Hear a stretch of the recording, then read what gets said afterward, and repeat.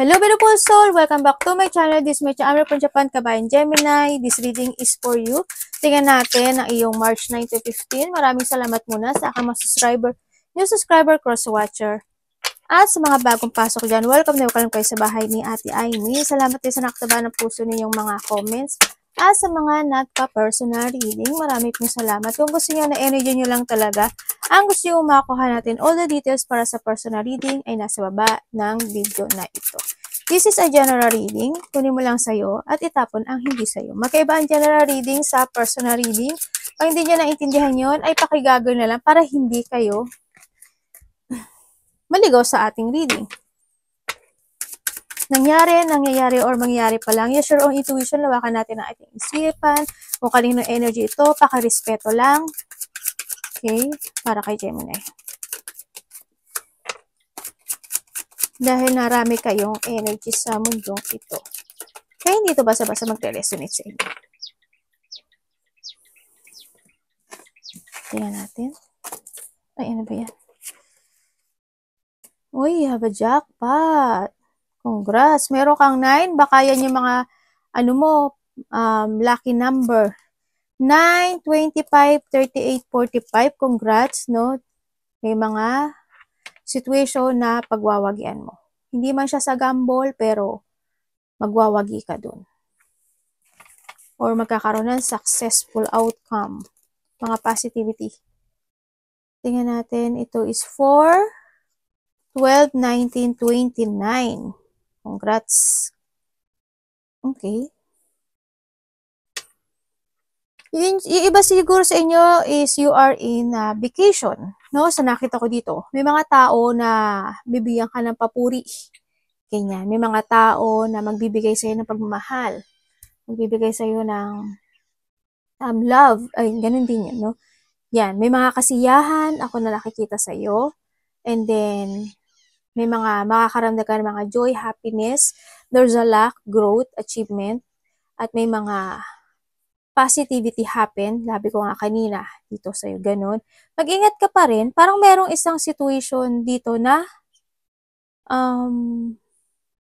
kasi there's an accident. Maaaring may mga naganap na aksidente, mga naganap na hindi naging maganda yung result, o may mga sitwasyon na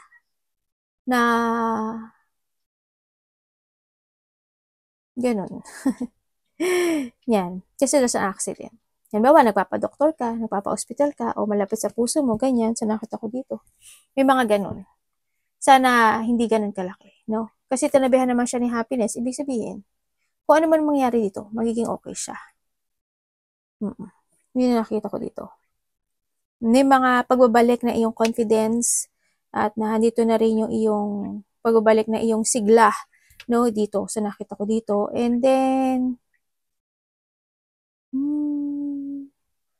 may isang sitwasyon daw ako na nakikita na kahit mahirap, pagtitibayin mo yun at paninindigan mo yun. Ganyan. Parang yung hirap at ginhawa, paglalabanan mo. Ganun. May ganung situation ako nakikita sa iyo. Talaga iba talaga sa inyo dito, no? Parang you're in a relaxing mode, no? Sa nakita ko dito. O kaya maaari nagpapahinga ka, nag-travel ka, o kaya nasa bahay ka lang, nandun yung relaxation mode, no? Sa nakita ko dito. Parang handun ka sa sitwasyon mo na there's a boundary mo na ako nakikita sa iyo. Sa iba sa inyo. Sinasabi rin dito na pag-uusapan ka, no? Maaring good man yan or bad, pero handun yung pag-uusapan ka nila. Maaring may mga chismis, ganyan, sa nakita ko dito. And then also, may mga nakikita akong papers and documents. Hindi ko alam in what part sa buhay mo yun. Either to a travel or mga pagbabayad ng mga tax, mga government, mga bahay man yan, apartment man yan, mga official building, ganyan. Government, something ganun.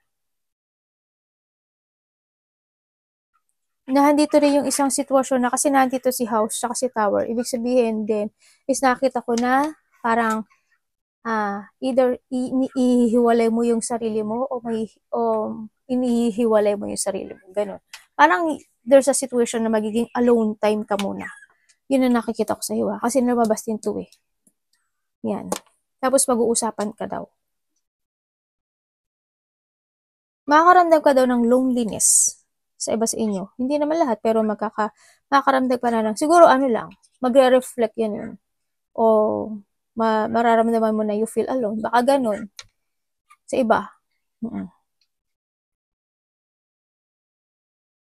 Kasi you look to the future. Nandito kasi yung ano yun, no? May mga action and desire ka na paninindigan mo this time. Yun nakikita ko. Parang there's an authority. Ako nakikita. May susulatan ka ba? Meron ka bang aasikasuhin? O dapat asikasuhin? O may tao na mag-aasikaso para sa'yo yun? Yun nakikita ko eh. Kasi there's an authority din ako nakikita. Sa iba. May mga small problem, anxiety, may mga pagkabalisa. At syempre, kasi nandito rin si happiness. Diba? Ibig sabihin, ay meron pa rin, makakaramdam ka pa rin ng excitement situation. Iba sa inyo, maaaring may mga alaga kayong aso, pusa, no? May mga loyal friend or loyal person ako na nakikita in your part. May mga trusty person, maaaring kaibigan mo, kapag-anak mo, na handun yung tiwala at magbibigay sa'yo ng pagmamahal. Tingnan natin ang iyong love this week. Kamusta ang love this week ni Gemini?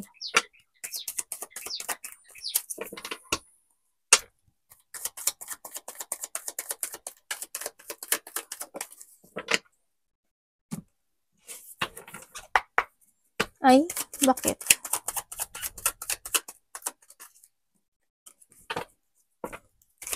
Tandaan nyo, love isa lahat. Kapatid, magulang, karelasyon, kasama sa trabaho, yan, sarili.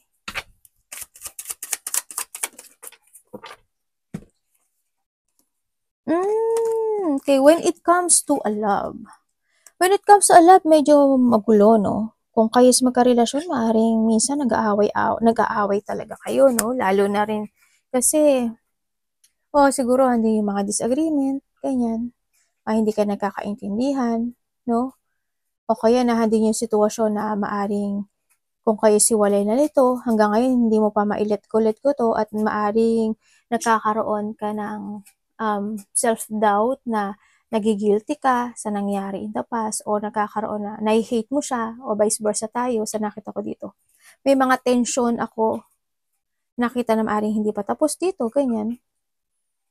Ganun. May mga gusto kang itama, aksyonan at itama dito eh. Sa nakita ko dito eh. Handun kasi yung sitwasyon na maaring isa sa inyo is nagkaroon ng naging sneaky, nagsinungaling, nagkaroon ng dishonest, nag-lie, nag-betray, ganyan, nag-cheat, ganyan. Sa nakita ko sa dito. Maaring itong when it comes to a love kung kayo siwalay na ito, ang nakikita ko dito either ikaw or siya, hindi ka pa niya nalilit ko. You still holding. Kung tutuusin, alam mo, pareho kayo.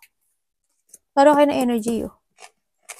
Kahit yung isa is umiiwas or handun na yung paglilit ko, tinithink ka pa rin niya. No? Nandun ka pa rin sa isipan niya at tumatak. Kasi hindi ko pa nakikita yung pagliliting ko dito sa sitwasyon na to. Kumbaga, dito yung sitwasyon na nagkakaroon siya na ng pinaglalabanan niya yung nararamdaman niya. Ganun, dito, sa part na to. Tingnan natin ang money ni Gemini. Bari ikaw, pinaglalabanan mo or siya. Pero pareho kayo eh. Kasi dalawa yung lumabas na ito eh. Kamusta ang money this week ni Gemini?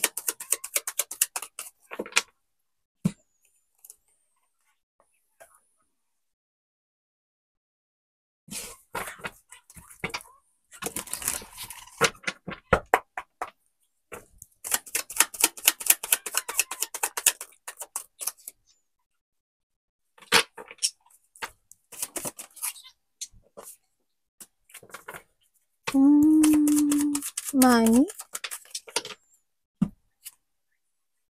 Tatay tayo dyan. When it comes to money. Problema. Sorry. When it comes to your money this week, medyo may problema, no? Sa nakita ko. Kasi ano siya, kumaga ano, uncontrol, ibig sabihin.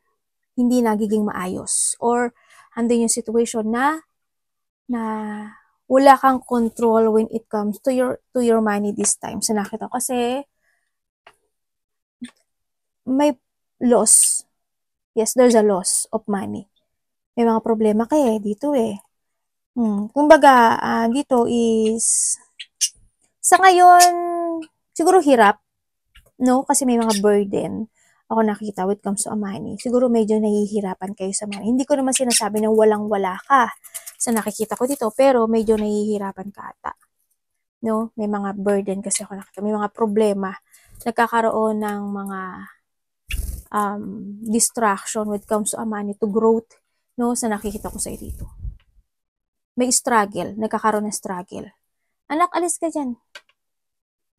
Gulit ng anak ko eh. Yun. Sana ma-fix mo to, no? You try to fixing. Siguro may tutulong sa'yo to fix itong when it comes to your money. Sa nakita ko dito. Anak! Kinakagat niya kasi yung ano ko eh, yung mga card. Tingnan natin ang health ni Gemini. Kailangan mong ayusin yung ano mo, no? Para hindi siya talaga totally malos dito sa money mo. Sa nakita ko ito. Kasi with the 9 of Cups naman, okay naman eh. Sakto. Hindi lang ganun na lumalago ng malaki. Nakakabili ka naman, nakakain ka naman, ganun. Pero hindi siya ganun sa ano. Pero kailangan mo siyang i-organize at i-fix at save money. Health ni Gemini. Kumusta ang health this week ni Gemini?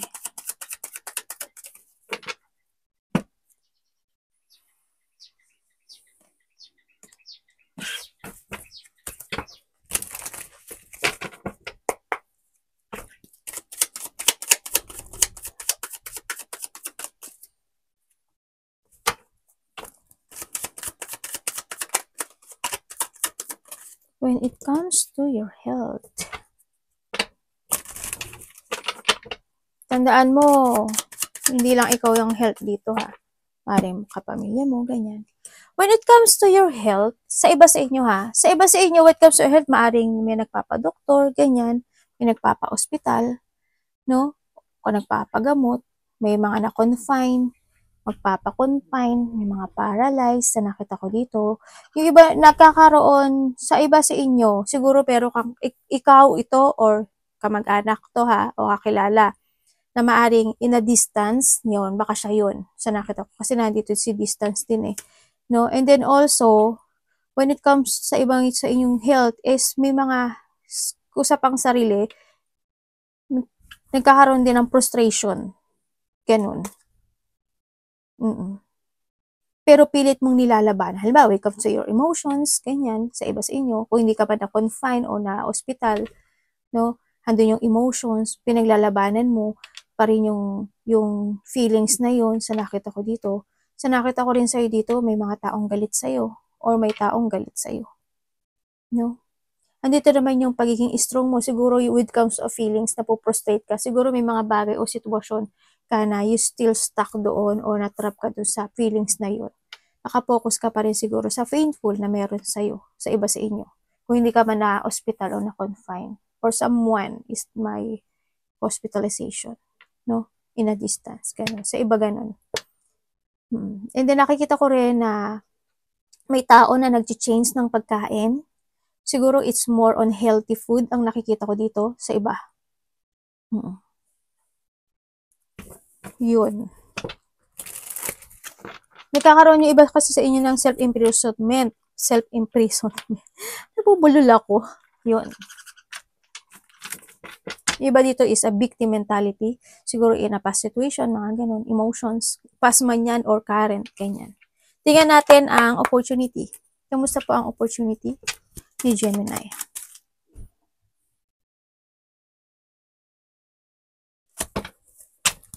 Opportunity Gemini.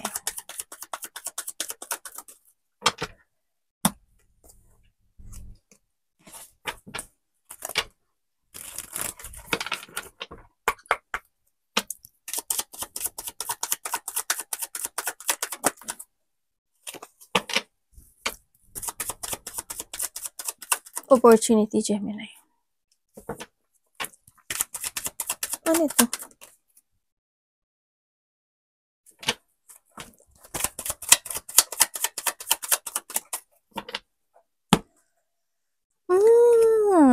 Okay. When it comes to an opportunity, nakikita ko sa'yo, yung cycle ng buhay mo, paulit-ulit. Yung mga naghaganap noon, naghaganap muli ngayon. Alam mo yun, sa opportunity mo.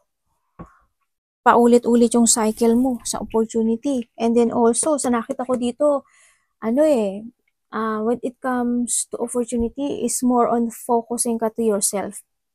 Maring you are more focusing sa mga idea mo, ganyan, sa mga ginagawa mong work this time, sa iyong creative this time, mas more kang focus sa sarili mo this time. No? Andun din yung pag-alis o pag-let go sa iba sa inyo when it comes to opportunity. Yung, kasi nagsasarili ka dito. May mga tumutulong, pero ang nakikita ko kasi sa'yo dito, yung ibang tumutulong sa'yo, hindi kayo same ng energy. Maring binabackstab ka niya, o niloloko ka niya, ganyan. O kaya, paulit-ulit ka nilang hindi, paulit-ulit kang nag-failed sa kanila, ganyan, sa nakita ko dito. Opportunity, there's an offering. Then, ako na nakikita sa'yo, no, na maaring tao na makakatulong sa'yo dito, maaring a part of the family, or kasama sa trabaho. Yun nakita ko, mayroong friend mo, kapamilya mo, kasama mo sa trabaho. Ganyan, may offer ako nakikita sa'yo. Tutulungan ka raw niya to change. Ganyan. Sabi dito. May offer ako nakikita sa'yo. Pero ingat ka rin kasi may mga tao na hindi sila supportive sa'yo at hindi kayo compatible kasi nakikita ko na hinihiwalay mo rin naman yung sarili mo sa mga taong hindi alam mo sa sarili mo kung sino sila. Yung mga taong hindi ka nakakasundo, yung mga conflict, hindi pagkakaisa, hindi nagkakatugma, ganyan. Meron ako nakikita dito na may, hindi ko alam kung sino, parang may tao dito na nang aangkin ng hindi kanya. Ganon. Hindi ko alam kung pera siya, trabaho, or, hindi ko alam pero nang aangkin siya ng hindi kanya, ng ari-arian, mga ganyan.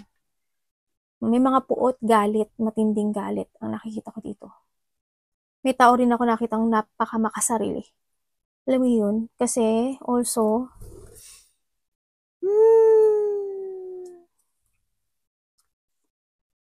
yung pag-uusap, yun na nakikita ko. Yan, nagkakaroon ng basta paulit-ulit. Hindi ka rin nagko-commit sa iba, no? Pili yung yung tutulong sa'yo at pili din yung pinagbibigyan mo ng trust. Yung nakita ko. Arigato namaste, God bless.